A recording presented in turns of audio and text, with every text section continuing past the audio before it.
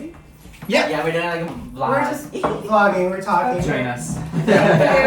Just casual. So, Jonathan, if you want one, let me know. Remember last week, last time we met, you said you want to do bonsai? Mm-hmm. Okay, so this is a red Japanese maple. Mm. So the story is, I am a sucker for saplings. So my neighbor, they have this huge red Japanese and they have a red lace Japanese tree.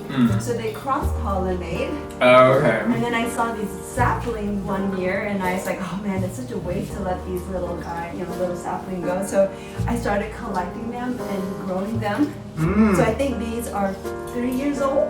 Cool. And I've just been nursing them and I thought I had like about I had at least 10 or a little bit more than 5, but I can't keep up with the watering in the summertime. Oh, yeah. So and then you mentioned bonsai. I was like, oh, this is great for bonsai. Yeah, you were mentioning about bonsai, like cutting the roots to keep it like small. It's one of those things where there's so much upkeep to a bonsai. People don't realize it because they think it's a small plant. But it's soothing though. It is. It's so soothing because I just bought some bonsai mixture today, so I'm gonna because I've been wanting to start bonsai plants, a bonsai project. So my neighbor has tools, and he's like, you can use my tools. So I just bought some the potting mix today, so I'm gonna start that.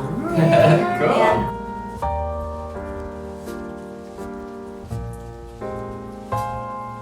This is my first time vlogging for my channel, YouTube channel here, so these are my friends.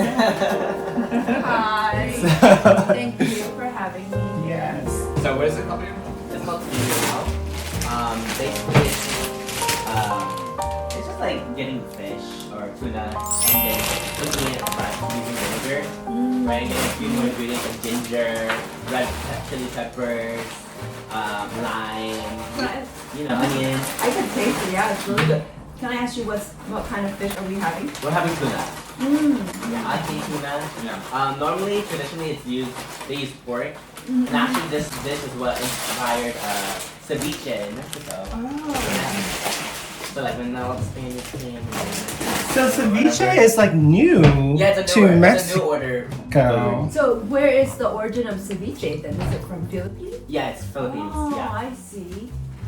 I always think that it's from South America. So I'm very I'm not there. Oh yeah. I always, we always see it feature in Mexican prominent restaurant, thing, right? for Right. sure. So we always think that it's from that region of culture versus I think a lot of foods that are origin in our country, whether it's Southeast Asia or in your case the Philippines, it's always get kind of shadowed by whoever is marketing them, right? Exactly. There's like the new order food and then the old world food. New or old world food were like the old world food before they had trading. Before they were able to import and export stuff. This is like the cuisine that culture has. I would say it's the old order. But then like the new world food is like after they started trading, okay, what are food that got popularized? I think what really kind of bothers me is when I see other culture or other, I don't know the correct term, race people, like market another culture food, but not really giving the full history and the credential. That is just so insulting. For me, it's insulting, So I really appreciate the history behind the ceviche because that's one of my favorite dish actually. Oh really? I like anything sour and sweet. I should have brought the baby mango. I should have brought the baby mango. That'd be great. Yeah. Oh wow. Next time. Yes. I think this is great because, like you said, I didn't know the history of ceviche until you mentioned it. All these times I've been giving credit to South America culture and country, right? Because that's where we always see it marketed in the restaurant, market in, like the way I say is like ceviche, it is Mexican culture, but I think they got inspiration from the Philippines to make this. And I'm not saying that Philippines hasn't done the same because we've done that too, but like calderitas, we got that from Spaniards and whatnot. Yeah. So it's just you know, there are dishes that people don't realize actually came from a different origin that it wouldn't have Would existed you like some tea? prior That to sounds good. Yeah, may I have trade, the tea that you I know? brought over Yeah. that Nice one to year? see Yeah, this that 1 year. crossover.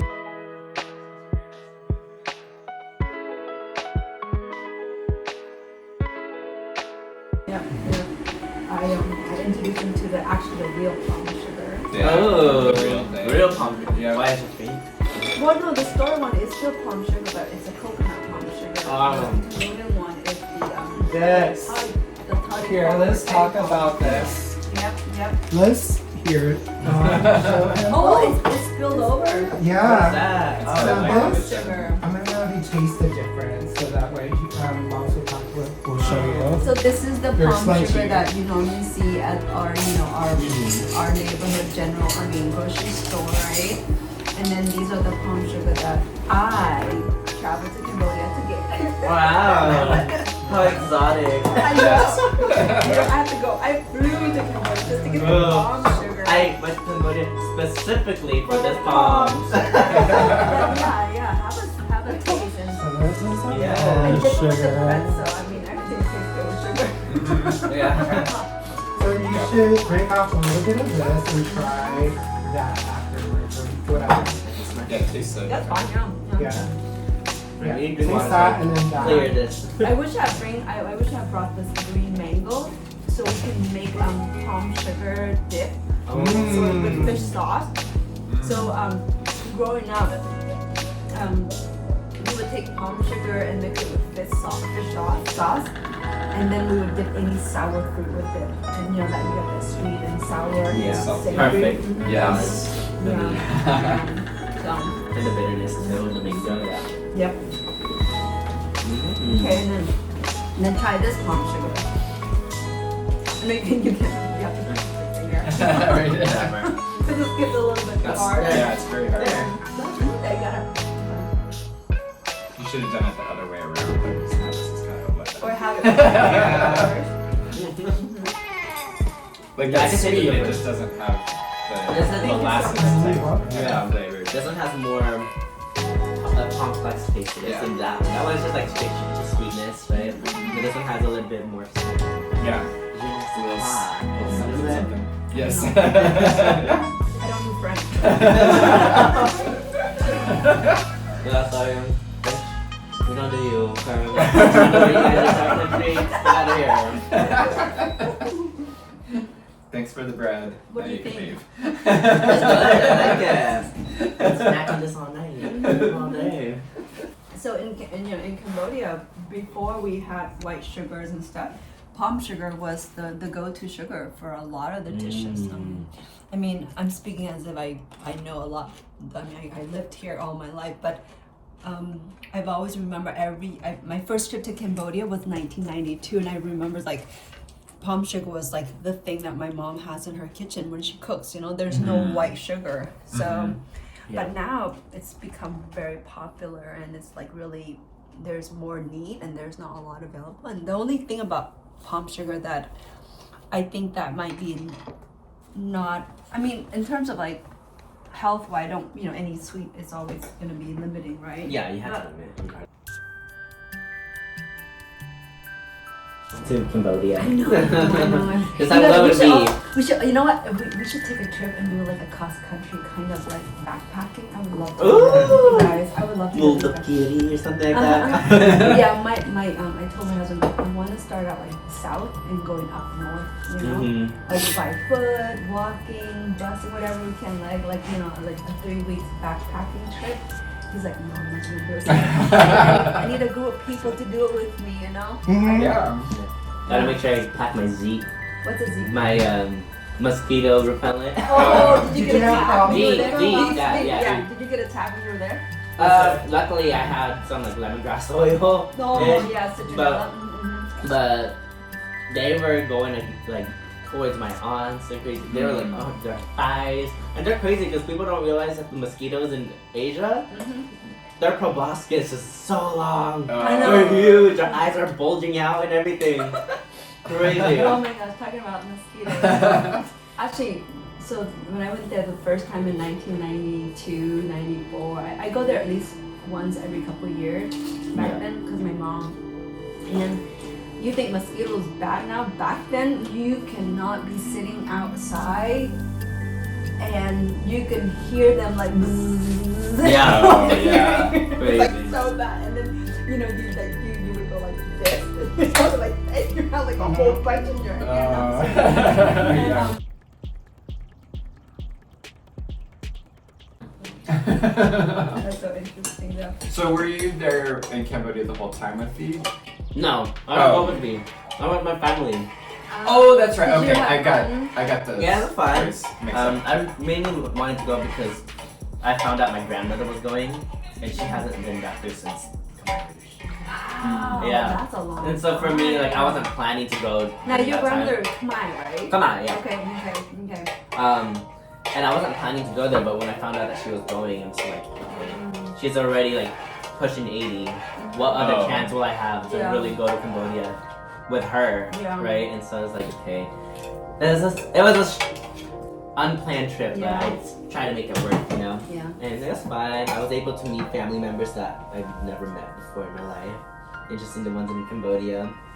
And then I just asked about my dad because my dad was the only one of his siblings to actually experience Khmer Rouge, aside from my grandparents, right? But all my other aunts and uncles, they were too young yet. Either they were born in Thailand or here in the US, right? And so like all my uncles, not my uncles, my grandparents as well, like my grandmother's brother, all that, they're just like, oh, ask your dad about me and all that, because, you know, they have a soft spot for him.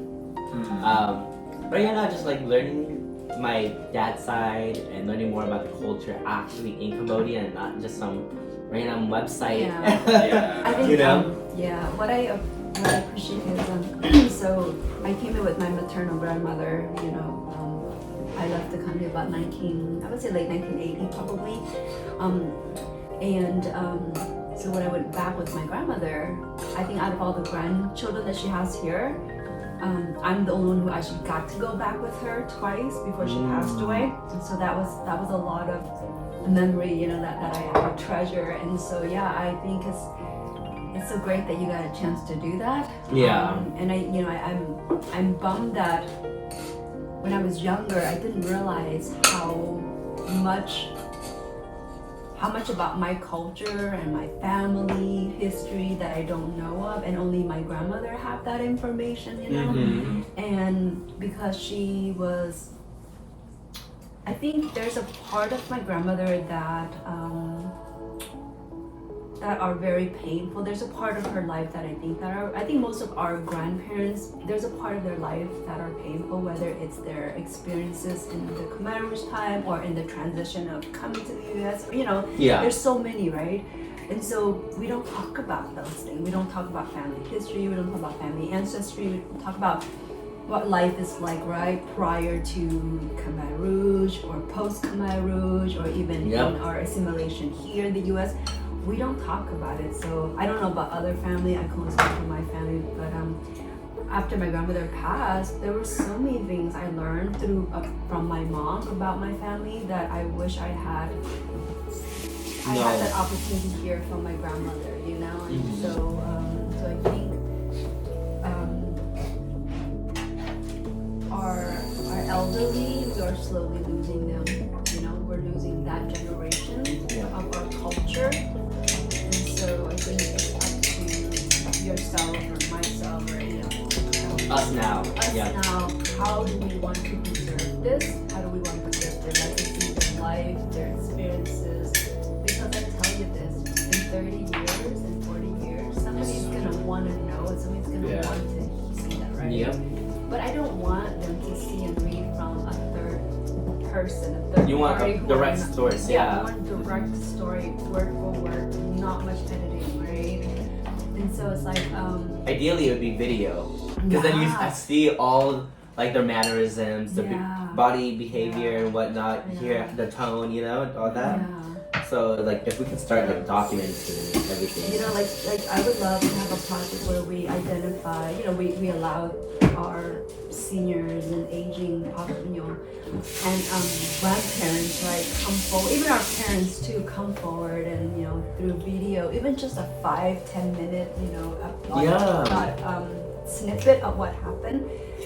It still triggers some kind of curiosity down the road. It still starts planting seeds, you know. So I don't know. I like those kind of things, but unfortunately, my grandmother passed before all these social media stuff. And my mom, I started to learn more about my mom, but I don't have a lot of answers because, you know, everything, you know, as our elderly parents and grandparents, you know, passed, moved on, they take with them a little bit of our culture, you know? Yeah. And so, you know, eventually down the road, we're gonna lose a lot of our culture. We already felt it, but I feel like because most of our culture is ingrained within our grandparents. They're not talking. And they're not talking about it because, you know, one of the effects of Khmer Rouge, right? Where, and I wouldn't say even just Khmer Rouge, I would say just Asian culture in general. There's like Chinese, Koreans, Filipinos, right? Yeah. They have this tendency of saving face, right? And if there's something struggle, you don't show that at all to anybody. You know, it's all about having the best representation for the family. And just even talking about it is so taboo that they shut it down before it even happens. And I feel like they didn't realize the effect of that until they got older. And now we're trying to preserve as much, right? There's a huge disconnection. Yeah. But it's also hard because like they grew up into this age now. It's really hard to change your tendencies when that's all you've known your entire life, right? And so it would take them like an immense amount of courage to do that. You know, and I'm just hoping that we are able to do that before, you know, it pass, because it's just like we want to preserve as much history of us as we can before it just all gets completely wiped away.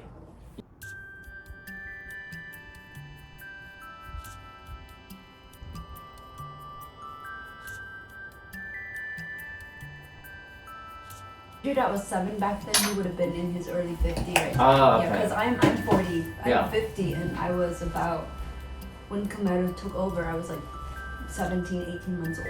Oh, you know? okay, yeah. So I'm thinking that. I'm bad at math. You know, I'm thinking that your dad is about my husband's age, which is about in his early 50s or even mid 50s.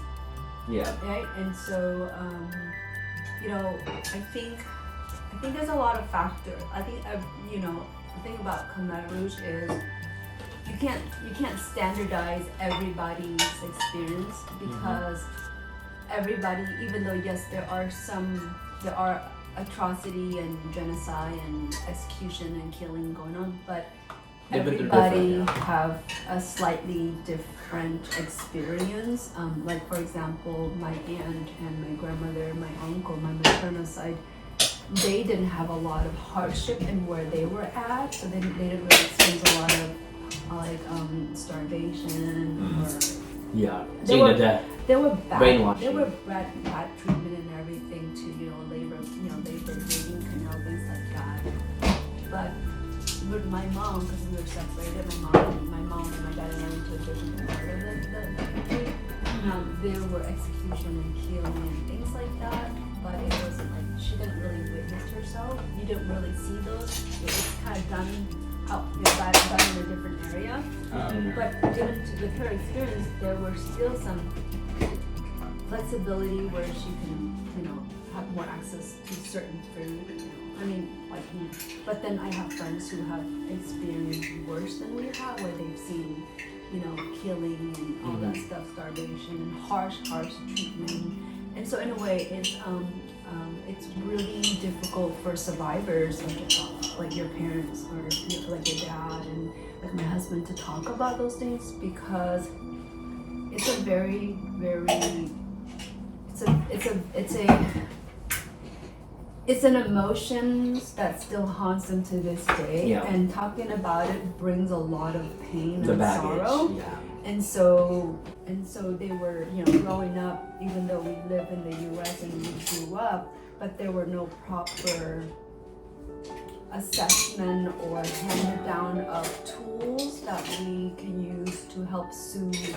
Like outlets of some sort, right? No, more like tools to help soothe Got some yourself. dessert. What dessert did you make? Cheeto. Is that what it's called? Can I have only half of it? Is that okay? Yeah, I'll absolutely. take this one. Yeah. Yeah. No, what I'm trying to say is like we're not giving like my aunt, my families, I think they have those things, but they're taught to just This is survive. mostly ice. So. Okay, thank you. Just to survive, and so they don't think about, you know, those pain, right? Yeah. But then they just taught to keep on moving and survive work, you know. So until they come into some kind of a trauma, something that triggers their trauma, Yeah. they shut down because they don't have any tools to deal with it.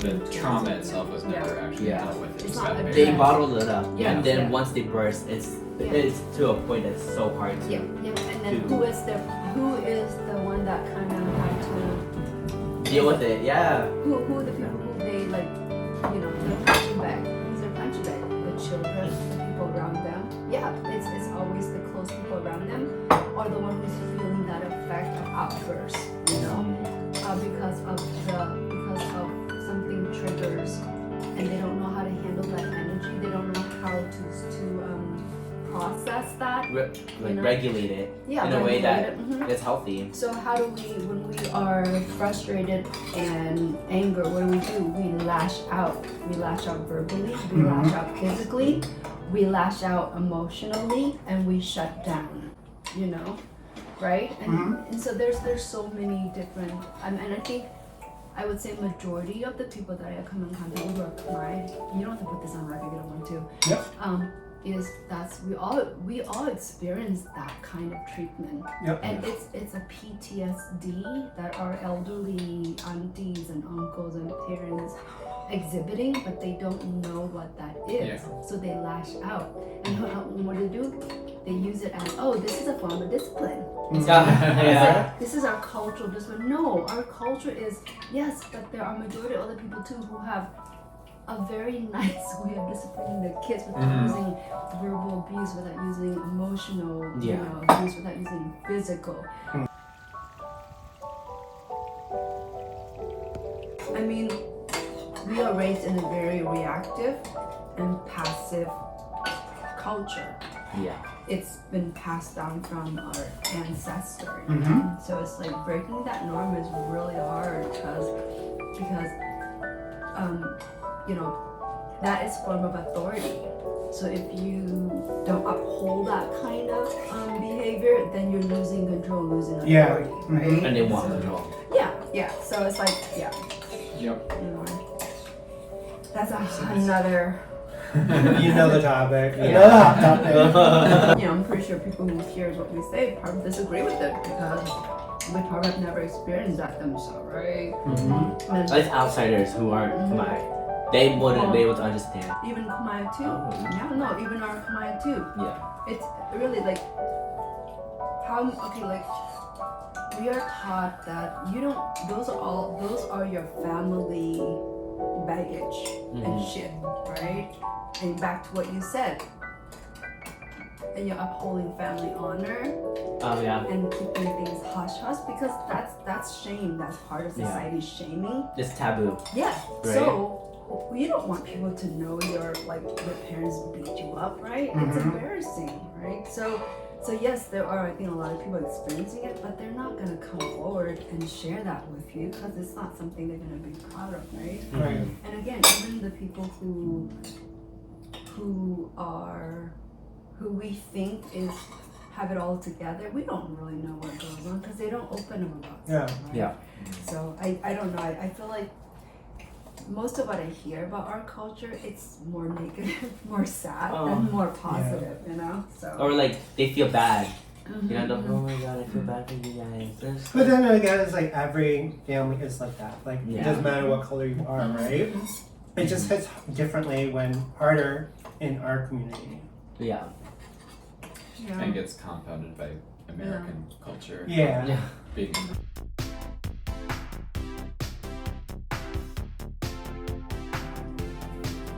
I So love you to go went live to there. Phnom I'm Penh looking forward and- to having you guys go live there. Oh yes.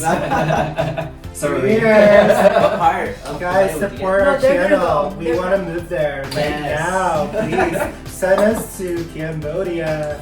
Yes. I'm waiting for Tith and Derek to get a house there. Yeah.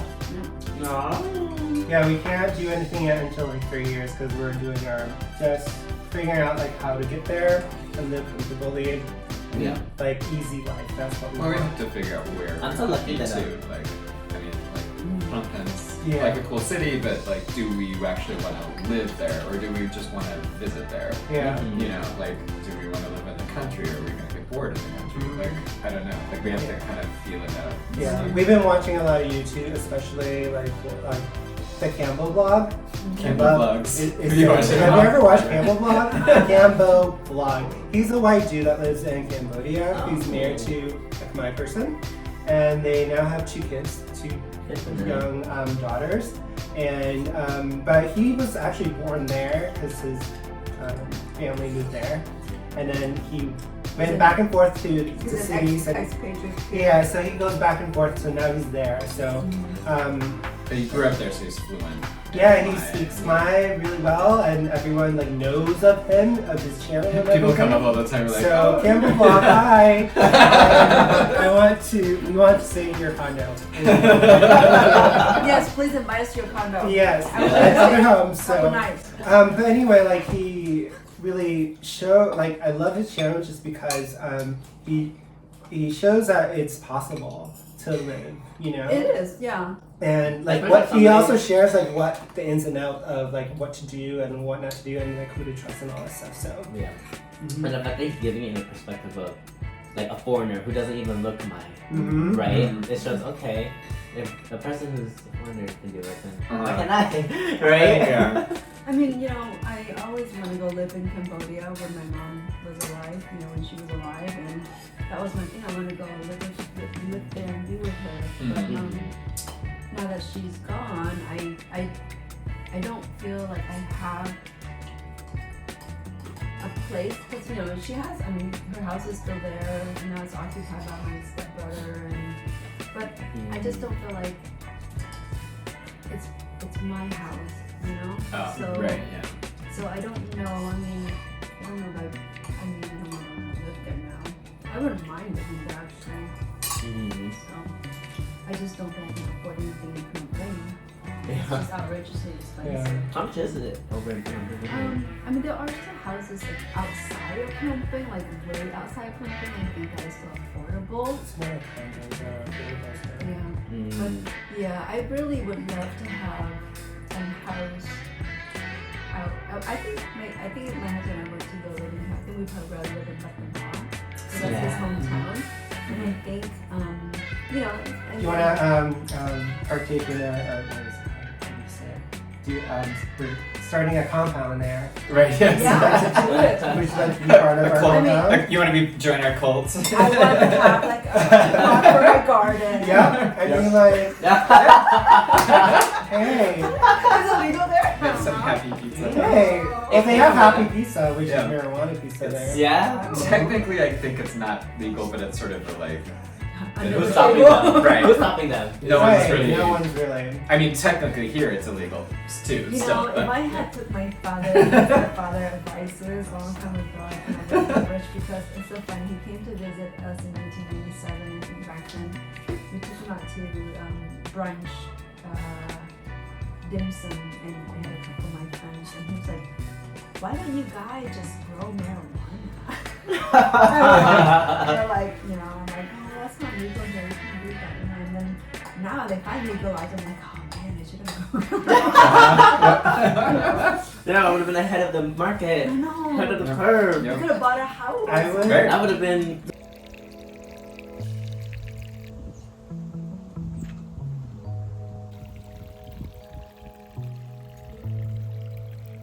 Wow.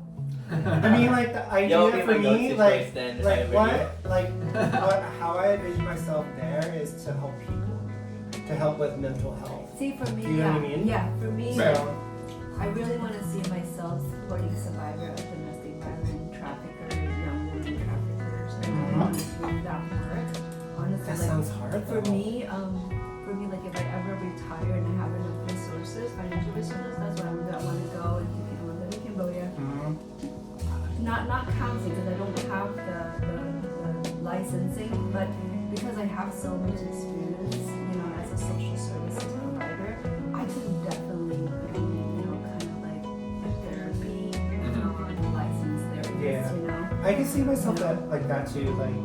Like for some reason, like I'm more into that. And I mean, like art is like I thought that was a thing, but I think it's gonna be flipped now. I'm more passionate about like helping people, like caring for people, like so something. Oh. Yeah, I just don't wanna. I'm just worried about corruption and all that shit. You know what I mean? Like, I don't want to deal There's with that corruption stuff. here too. I know.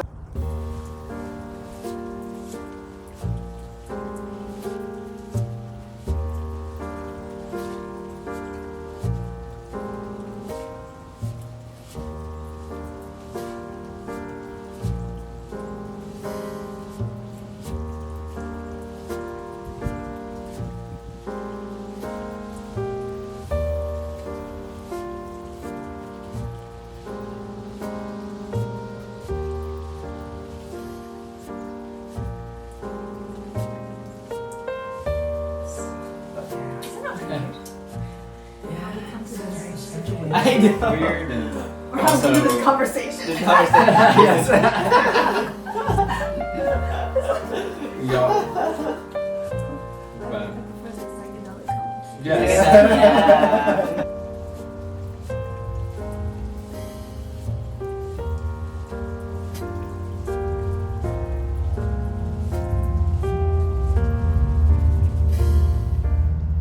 Akan.